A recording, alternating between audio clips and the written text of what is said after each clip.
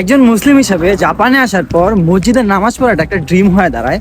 And আজকে আমরা যাচ্ছি পাকিস্তানি মসজিদে নামাজ পড়তে প্রায় 5 থেকে 7 কিলো দূরে, অ্যান্ড সেখানে তাদের ট্রেডিশনাল খাবার খেতে। চলেন একসাথে যাওয়া যায়।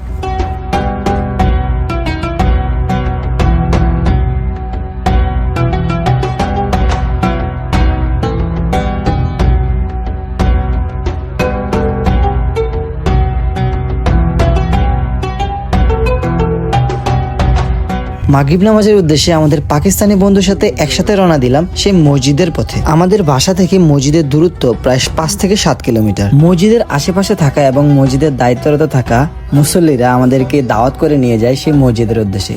প্রথম অবস্থায় যেহেতু আমরা চিনবো না, তাই আমাদেরকে গাড়ি করে তারাই সেই মসজিদের উদ্দেশ্যে নিয়ে যায়। যেহেতু জাপান একটা বিধর্মী কান্ট্রি, যেখানে মুসল্লির সংখ্যা কম, তাই মসজিদের সংখ্যা পাওয়াটাও খুব একটা মুশকিল। কিন্তু আমাদের ভাগ্য ভালো যে আমাদের খুব কাছাকাছি না, তবে আশেপাশেই একটা মসজিদ রয়েছে। তবে যারাই জাপান থাকে কিংবা যারাই জাপান এসেছে তারাই জানে আসলে মসজিদের প্রয়োজনটা কতটা, কিন্তু মসজিদ চাইলেই আশেপাশে পাওয়া যাচ্ছে না। এরপরই আমরা মসজিদে পৌঁছে গিয়ে মাগরিব নামাজ আদায় করি। প্রতি সপ্তাহে শনিবারে এই মসজিদে একটি ছোট দোয়ার আয়োজন হয়ে থাকে এবং দোয়ার আয়োজনের পরে একটি খাবারের আয়োজন করা হয় এবং তারই মধ্যে এশার নামাজের সময় হয়ে যায় এবং এশার নামাজের আগেই সেই দোয়ার আয়োজন করা হয়। এশার নামাজ শেষ হওয়ার পরে শুরু হয় খাবারের আয়োজন। খাবারের মধ্যে ছিল পাকিস্তানি চাল এবং খাসি। সকলে মিলে একসাথে মাটিতে বসে আমরা এই খাবার অনেক সুন্দরভাবে উপভোগ করি এবং তারই মধ্যে তাদেরকে সালাম জানিয়ে আমরা সেখান থেকে বিদায় নিই। এবং যারাই আমরা জাপানে আসি না কেন, তাদেরকে অবশ্যই বলবো নিজের ধর্মকে কখনো ভুলে যাবেন না।